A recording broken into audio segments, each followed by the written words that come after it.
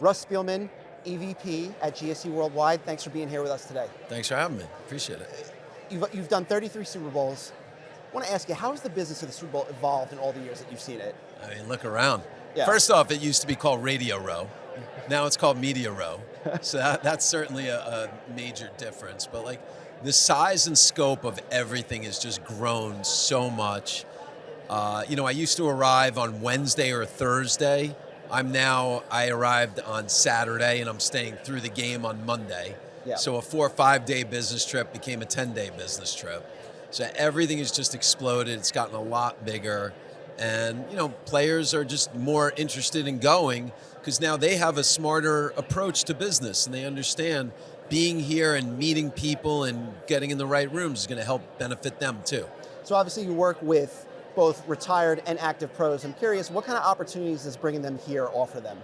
I mean, it runs the gamut from traditional, just you do what we call a media tour, where it's a sponsored media tour where they're going around doing a variety of media appearances and they're getting paid to make appearances promoted by a lot of NFL sponsors, a lot of companies trying to ambush NFL sponsors, or then you have private dinners. There's a tremendous amount of growth in private corporate hospitality. Then there's a lot of experiential things too now, and that's really exploded too, where people are doing these pop-up interactions where, brands are activating their partnerships and players are there in the booth trying to generate more interest and awareness too. So if I'm a player and let's say I'm kind of later round guy who's become successful and I don't make that much on the field, what can I score by coming out here and kind of working the circuit here? What are kind of like the scale of the dollars that are available to players if you push the right buttons? I mean, mid 5 figures to 6 figures. If you're going to hustle, you have a good agency behind you, and you have a personality, and you have a social media presence. You could either come here and do press and just try and build your name and recognition and meet people and get in the right rooms and meet the people that are controlling sponsorship dollars, or if you have a little better personality and you have a presence and really good on-field accomplishments, then you're going to be paid to be here. I'm wondering, obviously you mentioned kind of like getting into the rooms with interesting people. What are some of kind of the most interesting things you've seen, like working the Super Bowl circuit be parlayed into, whether endorsement deals, equity investments, other appearances? What have you seen? Everything you just mentioned, I've seen every single one of those where you see something might start as simple as just a media appearance. People are talking about whatever they're interested in. And the beauty is there's such a microscope on Super Bowl that when they're talking about hobbies, interests, things, or, philanthropic endeavors, it raises so much awareness for those that sometimes the brands will come to you. Yeah. So, we encourage people, you have a megaphone and your social media is a very big megaphone and it's just amplified so much this week. I know you work with Steve Young. I'm curious if you can kind of take us through kind of how his week has looked being out here, especially with the Super Bowl coming back to the Bay Area and him being such a significant figure out here. It's been great. It's been really, really great. A home game for Steve. So literally and figuratively staying at home, coming into the city. We started, his office is right here. We started doing some stuff with one of his corporate partners in Sutter Health, and we were doing a lot of girls flag football clinics. It's a personal passion of his that he generated once he started working coaching his girls, and his foundation has gotten involved now, Forever Young Foundation. Yeah. So he's been doing a lot of stuff with them. He's been doing just some private hospitality. He coached the Pro Bowl. Yesterday was so much fun for him and his kids to be around all the NFL players. He's going to NFL honors and he's going to be there. A lot more appearances and just, fun stuff. He's going to be honored on the field before the game. So it's a real nice acknowledgement of Steve. He's such an unbelievable, obviously an accomplished football player, but people don't realize what an accomplished businessman he is too. Yeah. So it's really given him a nice opportunity to showcase that.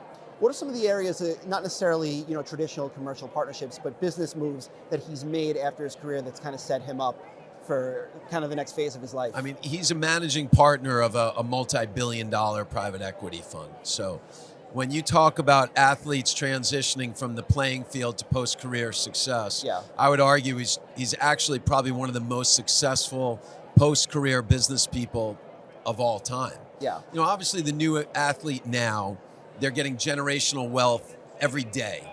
Yeah. right? So they could take that money and parlay it. Not that Steve didn't do well in his playing days, but what he's done post-career, I mean, to have a multi-billion-dollar private equity fund, I don't think there's a lot of people that have succeeded as much as he has. Well, when you look at someone like Steve, he's definitely kind of an interesting example of someone who's parlayed all of his success into multi-phased success in the next part of his life. How do you take that playbook and kind of instill it in your younger guys and explain to him, like, we're doing this now during your career to set you up later? How do you guide them so they can have that post-career? I mean, not everyone's going to have the post-career that Steve Young had, right? But how do you give them the playbook so that they can set themselves up to maybe go into broadcasting or maybe, work in finance, take this or that? How does that look?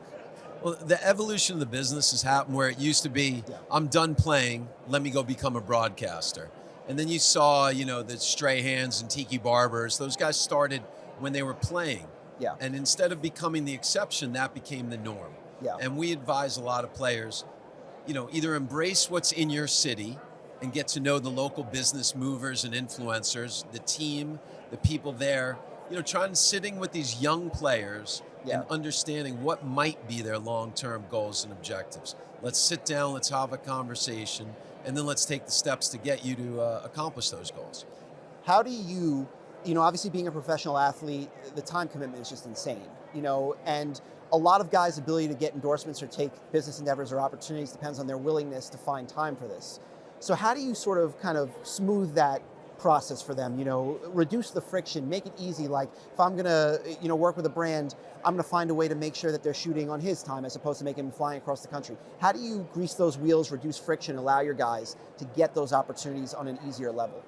I mean, I've worked in every sport, and our agency's involved in golf, tennis, football, basketball, but football is the most conducive to corporate partnerships and off-field endeavors, just because their schedule is pretty much the most regimented, right? So from Monday night till Wednesday, you almost have free time. Yeah. So Tuesdays, we line a lot of things up, and that really works out well. The off-season is pretty robust. They have a lot of time then, too. They're still doing training and all that, but it's like, look, if you're going to be a professional athlete, you don't show up on game day. You work all week. So we really advocate the same thing. If you want to be a business person, you want to be a broadcaster, you have to work at it. You can't wait till you're done. So dedicate the time. And if it's once a week, getting involved in, taking time to go do some local media in your market, national media, obviously with Zoom and everything, it's really changed it that you could be present. You could just do a podcast right in your own house now. So what COVID and just obviously technology's changed, it's made it a lot more available. But to your point, we're just advocating you got to get started. Yeah. Just get started at a younger age. It's very competitive. People are competing. There's so many great athletes now that are setting themselves up for post-career success during their careers. Yeah. So we're just advocating start early, whatever it may be. And even if you find out it's not right, at least you found out early. Yeah. And you could pivot and start the next step. Do you find that the NFL versus some of the other sports you work in, that they command higher rates, lower rates when it comes to brand and partnership deals? I mean, obviously golf and tennis, you point to those because they're walking billboards. And football, you're wearing a helmet all the time, and it's not like you can wear your sponsors on your jersey, but I'm wondering kind of how those compare between sports. I mean, that's where it's different, like you said. Like if we're doing a partnership, there are traditional endorsements in every sport. Yeah. But for the most part, like you said, golf and tennis, you're selling signage and you're selling now social media activations, and then of course you try for traditional endorsements, but they're not as prevalent in other more mainstream sports. Football is still probably the best, maybe basketball. And it's just so they make their money. Like you said, there's no signage to sell on a football player, baseball, basketball. So they make their money through the traditional partnerships. Yeah. Let me ask you kind of a broader question about the agency business, because we've seen, many of these kind of massive agencies consolidate, a lot of smaller ones under them. But how are you viewing the business going forward? It's cutthroat, hard to survive. I'm wondering how you and GSE are kind of continuing to position yourself as a place where you can not only survive, but thrive in this world. I mean, look, we like to say we're right-sized. We're not big, we're not small, we're not a boutique. Yeah. We're right-sized right now. It's definitely gotten harder for people to catch up to people that the bigger agencies that are have a head start and really building a moat around themselves and their clients, where they have such a head start, it's hard for people to catch up. Especially certain sports, like baseball, you need 5-10 years before you start profiting off of a client. Yeah. So if you're trying to get into baseball now, you have to really give it 5-10 years before you're going to make any money. Yeah. With NIL and everything changing now, there's so many, like, it's almost democratized, or the barrier to entry is a lot lesser. Yeah. So it's gotten harder. So we have to be more aggressive and proactive and trying to do things, younger players, more people involved trying to build this business. Do you find that the definition of a full service agency has changed quite a bit now? Correct. And you're kind of servicing the athletes in more ways than you could even imagine 20 years ago? Correct. I mean, we've brought on a full-time digital person. We have full-time in-house graphics, full-time in-house PR. And these are things that maybe you didn't even think about years ago, that we have these disciplines in-house that maybe a smaller agency can't afford at all, where bigger agencies might have 20 people doing that. And I understand that we're not there, but we're very, proud of, I think our ratio of agent to player is probably as good, if not better, than bigger agencies. Yeah. Just trying to provide everything that they may want. Yeah. Now, look, there's so many, the athlete's the center of a wheel, and there's a million different spokes.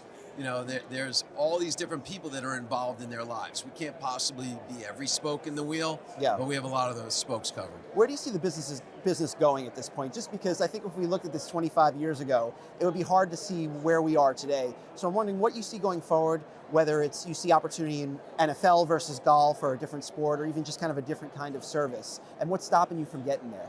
I mean, I think there's opportunity obviously in every sport. Yeah. I think at this point, there isn't a sport, we're here now. Flag football, girls flag football, things you never thought of are now becoming Olympic sports. Yeah. Our agency's getting involved in women's college volleyball. Yeah. And these are sports that are really emerging. Obviously, women's sports are really, they're not even close to their peak, but their trajectory is way up. Yeah. So we're involved in women's sports. I mean, we're very involved in pickleball. We're very involved in padel, depending on your preference. Depending on where you are. Right, depending how fancy you are. Yeah. So I don't think there's such demand and interest, and you could find your passion now. Whatever sport you're interested in, there's an audience. So I don't think there's a sport that you could say isn't feasible.